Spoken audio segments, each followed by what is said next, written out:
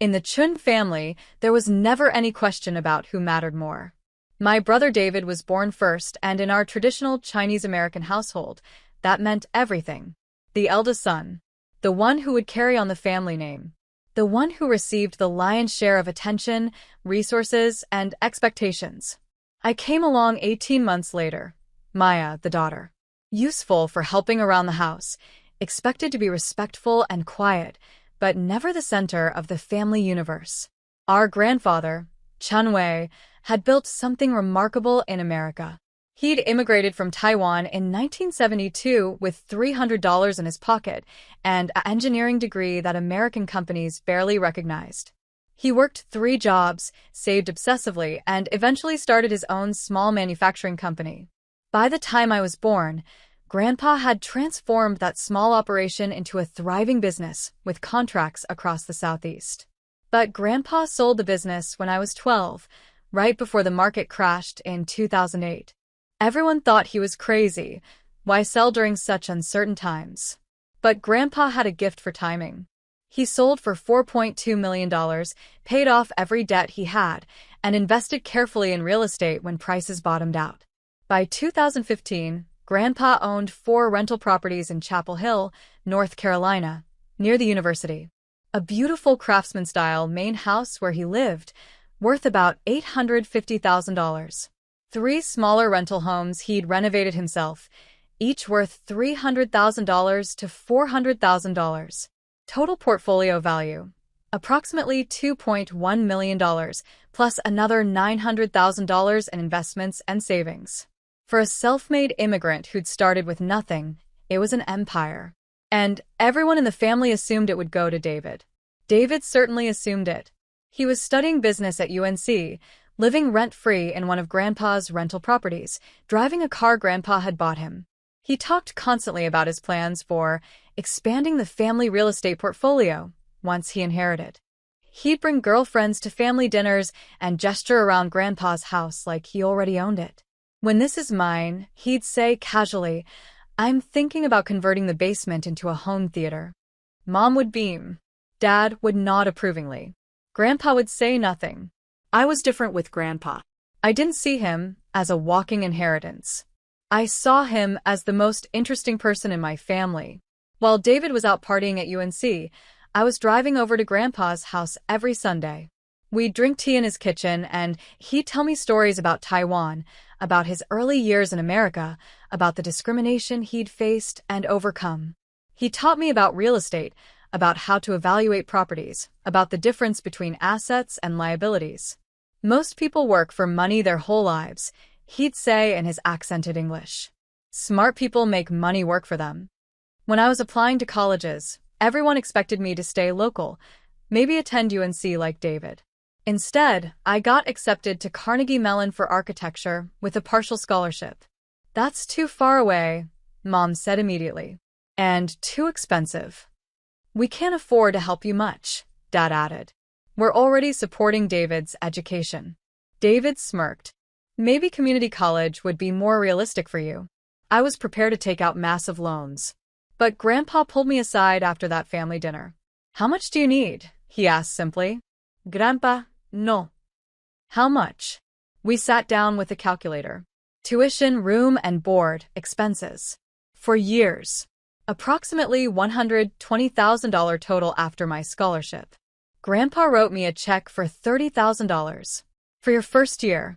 Work hard, prove yourself, and we'll talk about the rest." I cried. He patted my shoulder awkwardly. "You have vision, Maya. You see things others don't see. That's valuable. Don't waste it." I didn't. I worked 2 part-time jobs, kept my grades perfect, and every year, Grandpa quietly helped with tuition. By the time I graduated, he'd given me $95,000 total. It was a loan, he insisted. I'd pay him back when I could. David never knew. Mom and Dad never knew. It was between Grandpa and me. After graduation, I got hired by a prestigious architecture firm in Raleigh. I lived in a modest apartment, drove a 7-year-old Toyota, and sent Grandpa $500 a month to start paying back the loan. He accepted the first payment. After that, he started returning the checks with notes. Invest this instead. Build your own foundation. David, meanwhile, had graduated with a business degree and mediocre grades. He'd gotten a job at a mid-level marketing firm where he spent more time networking at happy hours than actually working. He still lived rent-free in Grandpa's rental property, still drove the car Grandpa maintained, still talked about his future plans for the family properties. But something was changing with Grandpa. He was slowing down, getting forgetful. At 78, the physical work of maintaining rental properties was becoming too much. I started coming by more often. First once a week, then twice, then almost every evening after work. I'd help with repairs, handle tenant communications, deal with maintenance issues. Grandpa would sit in his chair and direct me, teaching me everything he knew. David visited maybe once a month, usually when he needed something. One evening in early 2020, Grandpa asked me to meet him at his attorney's office. My heart sank. I thought he was sick, dying, preparing his final affairs. Instead, he wanted to talk about trust structures. "I'm not dying yet," he said with a slight smile. "But I'm old enough to be realistic. I want to make sure my assets go to the right person." "Grandpa, you should leave everything to David," I said automatically. "He's the eldest son. It's traditional." "Tradition," Grandpa interrupted, "is useful when it serves wisdom, not when it rewards laziness." He slid a document across the table. "I'm creating an irrevocable trust. All 4 properties, all investments, everything. It transfers to you immediately, not when I die. You'll own it now." I stared at him, shocked. "But David sees me as a bank account," Grandpa said quietly. "You see me as a person. David wants what I've built. You understand why I built it. There's a difference." "Mom and Dad will never forgive this," I whispered.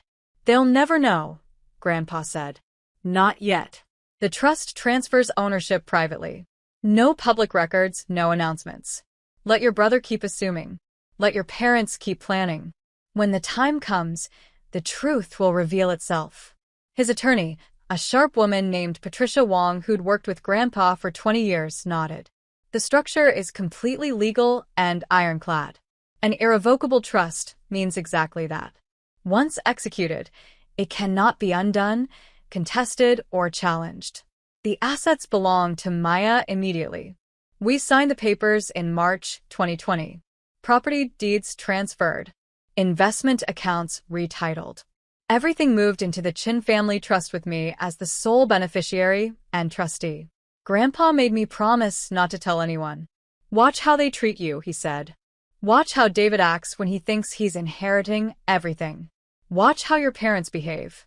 That will tell you everything you need to know." So I watched. And what I saw broke my heart and hardened my resolve at the same time. For the next 3 years, I lived a double life. Publicly, I was Maya Chen, junior architect at a Raleigh firm, making $62,000 a year. I lived in my modest apartment, drove my old Toyota, dressed in affordable clothes from Target. To my family, I was doing fine. Respectable but unremarkable. Privately, I was a property owner with a growing real estate portfolio worth over $3 million. The 4 Chapel Hill properties generated $8,400 in combined monthly rent. That's $100,800 a year in passive income before expenses. After property taxes, insurance, maintenance, and repairs, I was netting about $68,000 annually. I could have quit my job and lived off the rental income. Instead, I kept working and reinvested everything.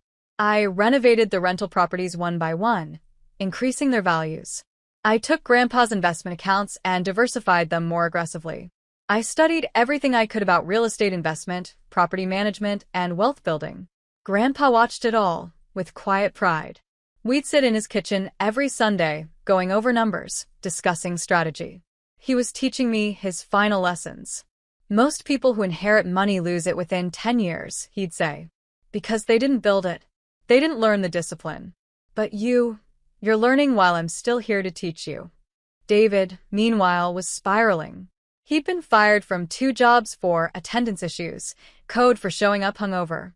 He'd moved from the Chapel Hill rental property to an expensive apartment in Durham that he could barely afford, trying to maintain an image of success he didn't actually have. But he kept telling everyone about his inheritance plans. At family dinners, he'd talk about diversifying the portfolio and leveraging the equity once Grandpa's properties were his. He'd downloaded real estate apps and would show Mom and Dad listings of luxury homes he planned to buy with the inheritance money. Mom and Dad encouraged this fantasy. They saw David's unemployment and financial struggles as temporary setbacks. Once he inherits Grandpa's estate, he'll be set, Mom would say. He'll have the capital to really make something of himself. I'd sit there silently, knowing the truth. The breaking point came in late 2022. Grandpa had a minor stroke, scary, but not catastrophic. He recovered well, but it was a wake-up call. He was 80 years old. Time was finite. David visited him once in the hospital, stayed 20 minutes, and spent most of it on his phone. I took a week off work and stayed with Grandpa around the clock. When he came home, I moved into his guest room for a month to make sure he was okay. We'd sit together in the evenings, watching old Chinese films and talking about everything and nothing. "You've been good to me," he said one night. "Better than I deserved." "You've given me everything, Grandpa," I said, my voice thick. "Everything I am, I owe to you." He shook his head. "I gave you opportunity. You built everything yourself. There's a difference." By 2023, the properties had appreciated significantly. The Chapel Hill market was booming. The main house was now worth $1.1 million. The 3 rentals were worth $400,000 to $500,000 each. Combined with the investment accounts I'd grown to $1.2 million, the total estate value was approximately $3.4 million. All of it legally mine. None of it known to my family. Grandpa passed away peacefully in his sleep in August 2023. He was 81 years old. I found him in the morning when I came by with his favorite breakfast, pork buns from the Asian market. I sat next to his bed and cried. Not just for his death, but for the fact that he'd been the only person in my family who'd ever truly seen me. Grandpa's funeral was everything he would have hated: loud, showy, packed with relatives who'd barely visited him in his final years. David wore an expensive suit he definitely couldn't afford and played the role of grieving grandson with practiced precision. He was such an inspiration, David told everyone. A brilliant businessman. I learned everything from him. You learned nothing, I thought. You weren't there. Mom cried dramatically. Dad gave a eulogy about family legacy and honoring tradition. My aunts and uncles speculated quietly about the inheritance. I wore a simple black dress and said almost nothing. My grief was private, real, too deep for performance. 3 weeks after the funeral, Patricia Wong called a family meeting at her office for the reading of Chen Wei's will. This was the moment Grandpa had predicted. He'd deliberately left a will, a simple document that would be read publicly. But the will was essentially meaningless because everything had already been transferred through the irrevocable trust years ago. The will was theater. The trust was reality. I knew this. Patricia knew this. No one else did. David lunged halfway across the table. "That's impossible," that will just said. "The will," Patricia interrupted calmly, "is a public document required for probate. It distributes whatever assets remained in Mr. Chen's personal name at the time of his death, which, in this case, was approximately $15,000 in his personal checking account and various personal possessions." She pulled out another document. The real estate properties, all 4 of them, transferred to the Chen Family Trust on March 12, 2020. The trust names Maya Chen as the sole beneficiary and trustee. Here are the recorded deeds, filed with Orange County. She laid out 4 property deeds, each showing transfer dates from 2020. "That's not legal," David shouted. "He couldn't just give away everything without telling us." "He absolutely could," Patricia said. "And did." An irrevocable trust is a legal instrument specifically designed for this purpose. Once executed, it cannot be undone, contested, or modified. Mom's face had gone pale. "There must be a mistake." "He wouldn't have," There's no mistake, I said quietly. It was the first time I'd spoken. Grandpa transferred everything to me 3.5 years ago. I've been managing the properties, collecting the rent, paying all expenses ever since. David stared at me like I'd grown a second head. You? You've been managing the properties? Who do you think fixed the leaking roof on the Martin Street rental last year? I asked calmly.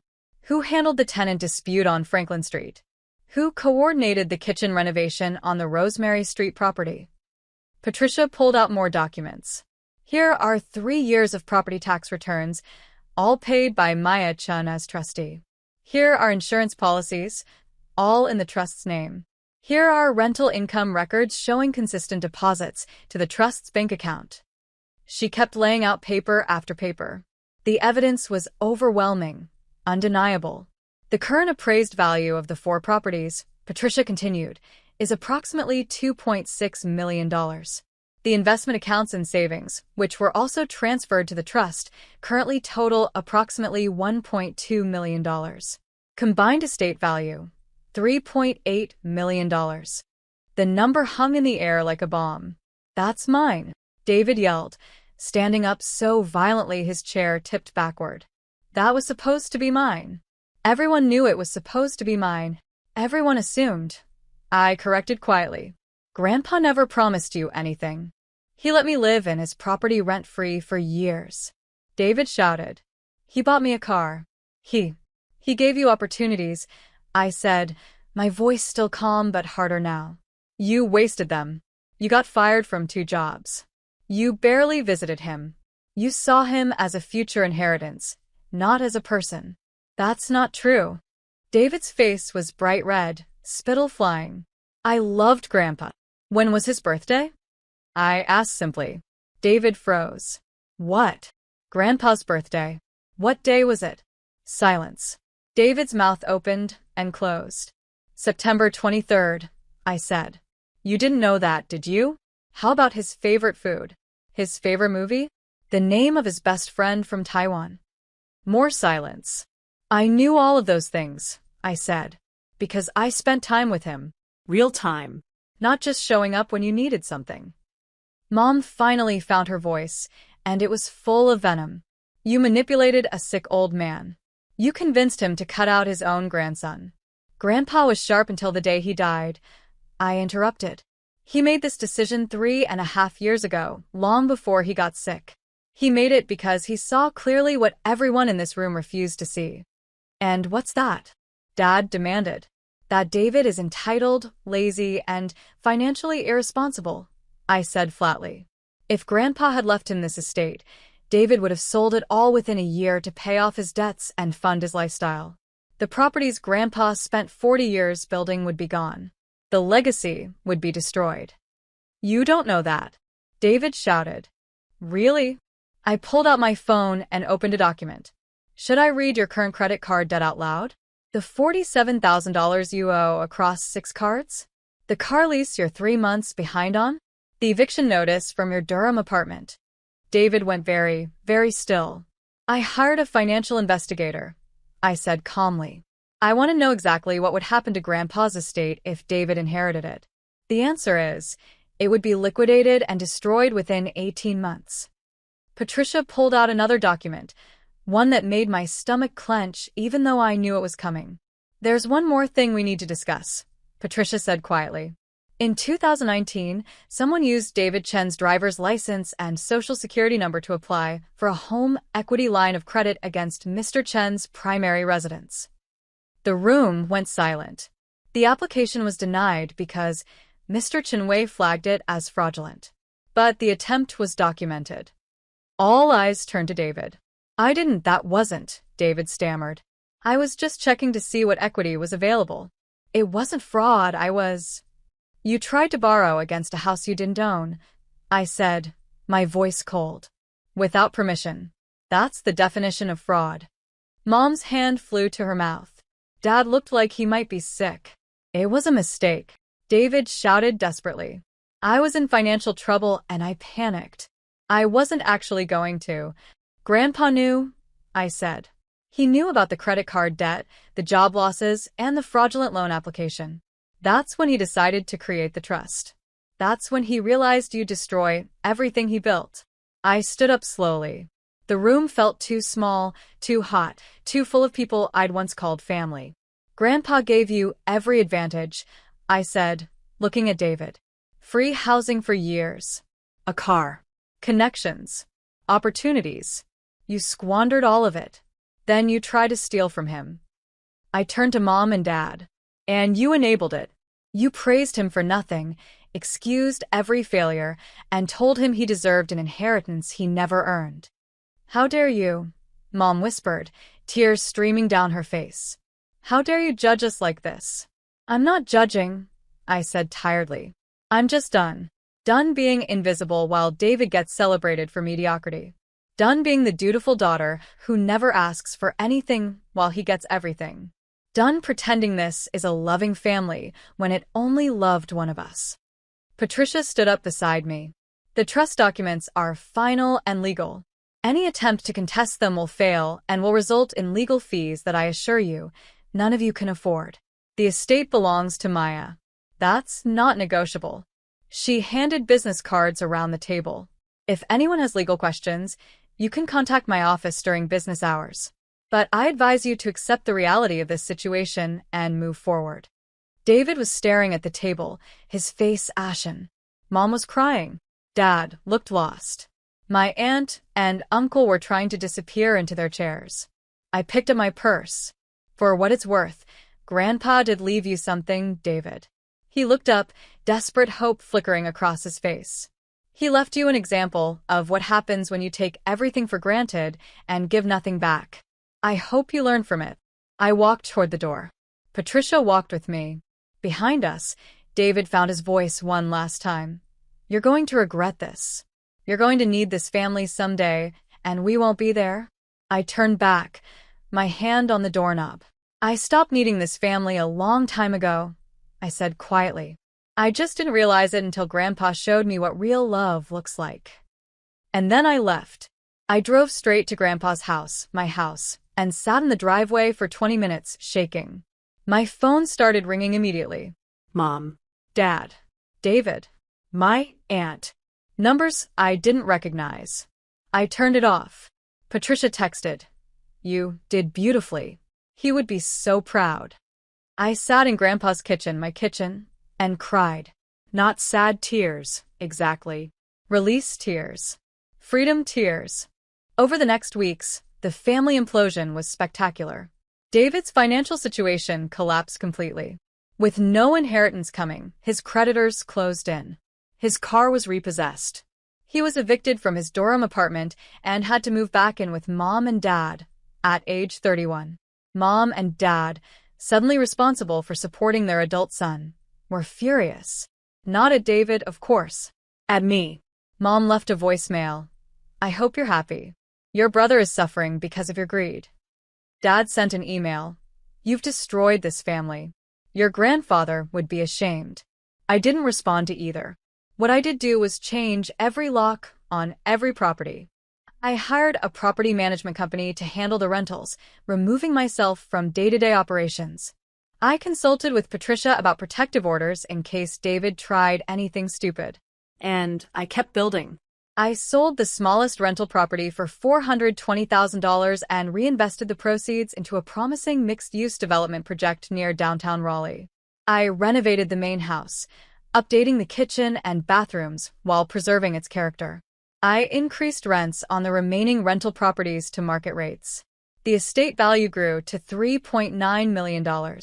My cousin Lisa, who'd been quiet during the will reading, called me 2 weeks later. I just want you to know, she said, that was the bravest thing I've ever seen anyone do. Thank you, I whispered. My parents are saying terrible things about you, she continued. I just want you to know I don't believe any of it. I remember how you were with Grandpa.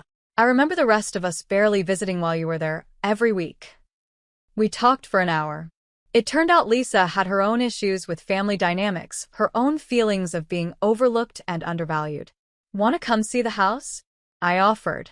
Grandpa would have wanted you to visit. She came the next weekend. We sat in the kitchen where Grandpa had taught me everything, drinking tea and talking about building lives separate from family expectations. 1 month after the will reading, David showed up at the main house. I saw him through the window, standing on the porch, looking defeated.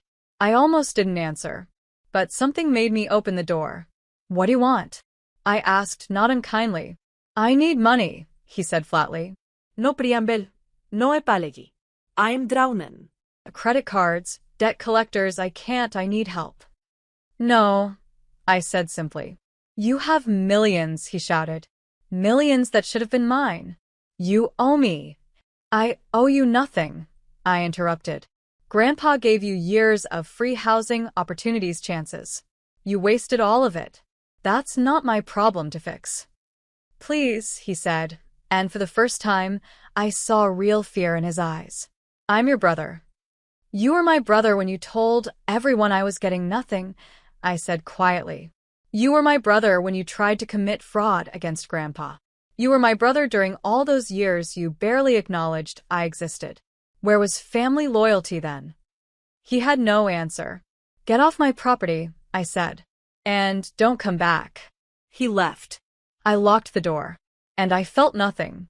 A year after Grandpa's death, I stood in the main house living room, surrounded by moving boxes. I decided to move in permanently, leaving my Raleigh apartment behind. This house, Grandpa's house, now truly mine, would be my home. The estate had continued to grow. The mixed-use development investment had paid off spectacularly, returning 40% on my investment. The remaining rental properties were thriving. Total estate value, $4.2 million. But more than the money, I'd built something else, a life that was authentically mine. At work, I'd been promoted to senior architect. I was leading major projects, mentoring younger designers, building a reputation for innovative, sustainable design. I'd reconnected with cousins who'd been pushed to the margins of family dynamics, building chosen family relationships based on mutual respect rather than obligation. And I'd started a scholarship fund in Grandpa's name, helping first-generation Asian American students pursue degrees in architecture and engineering. The first recipient was a young woman from Taiwan whose story reminded me so much of Grandpa's early struggles. Mom and Dad reached out once, 6 months after the will reading. They wanted to discuss reconciliation and rebuild the family. I agreed to meet them for coffee.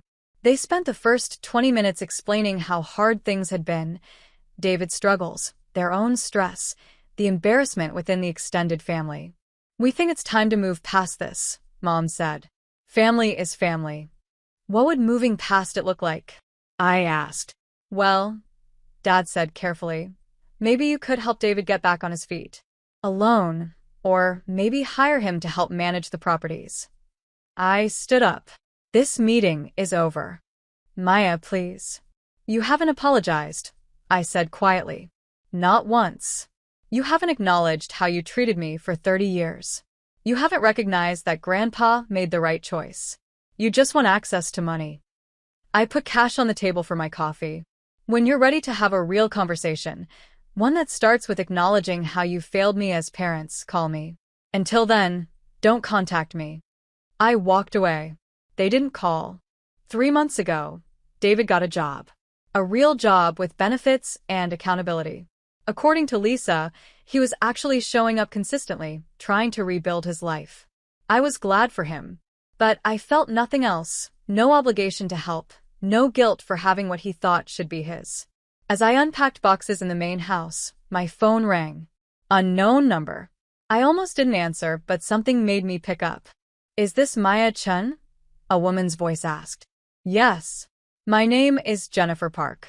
I received the Chen Family Scholarship this year. I just wanted to call and say thank you. I'm the first person in my family to go to college, and this scholarship made it possible." My eyes filled with tears. "I'm so glad.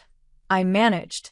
"The application mentioned Chun Wei's story," Jennifer continued, "about coming to America with nothing and building something remarkable. That's my parents' story too. This scholarship, it's not just money. It's believing that people like us belong in these spaces." After we hung up, I sat in Grandpa's favorite chair and looked around the house he'd built with his own hands. He'd given me more than property or investments. He'd given me proof that I was worth something, that my quiet loyalty and steady presence had value, that showing up mattered more than being loud. In a family that had always chosen David, the charismatic, entitled, careless David, Grandpa had chosen me. And in doing so, he taught me to choose myself. I didn't regret how I'd handled the will reading. I didn't regret walking away from family members who only valued me when they wanted something. I didn't regret building a life on the foundation Grandpa had given me. Because the greatest inheritance wasn't the $4.2 million estate.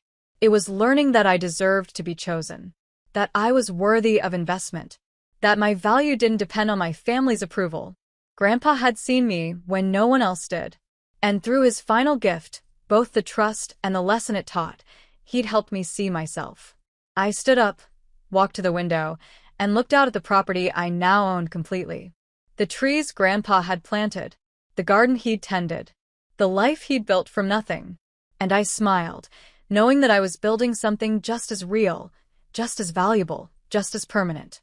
Not despite my family's rejection, but because Grandpa had taught me that some people are worth believing in, worth investing in, worth choosing. And I was one of them.